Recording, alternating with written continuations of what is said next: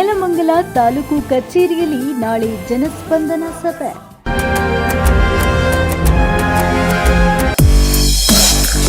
ಶಾಸಕ ಎನ್ ಶ್ರೀನಿವಾಸ್ ಕರೆ.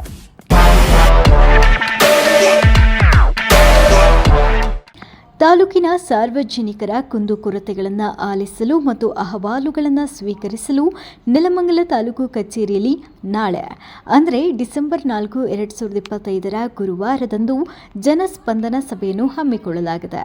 ಶಾಸಕರಾದ ಎನ್ ಶ್ರೀನಿವಾಸ್ ಅವರು ಸ್ವತಃ ಈ ಸಭೆಯ ನೇತೃತ್ವ ವಹಿಸಲಿದ್ದು, ಸಾರ್ವಜನಿಕರ ಸಮಸ್ಯೆಗಳನ್ನು ಸ್ಥಳದಲ್ಲಿಯೇ ಪರಿಶೀಲಿಸಿ ಸೂಕ್ತ ಪರಿಹಾರ ಒದಗಿಸುವ ಉದ್ದೇಶವನ್ನು ಹೊಂದಿದ್ದಾರೆ.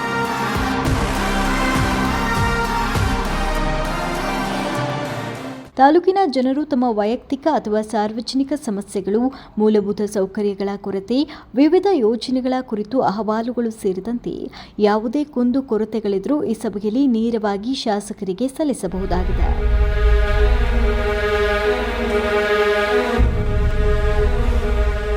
ಸಾರ್ವಜನಿಕರು ಈ ಕಾರ್ಯಕ್ರಮವನ್ನು ಸದುಪಯೋಗ ಪಡಿಸಿಕೊಳ್ಳಬೇಕು.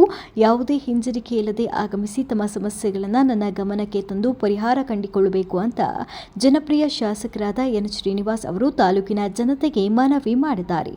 ಸಾರ್ವಜನಿಕರು ಹೆಚ್ಚಿನ ಸಂಖ್ಯೆಯಲ್ಲಿ ಭಾಗವಹಿಸುವಂತೆ ಕೋರಲಾಗಿದೆ.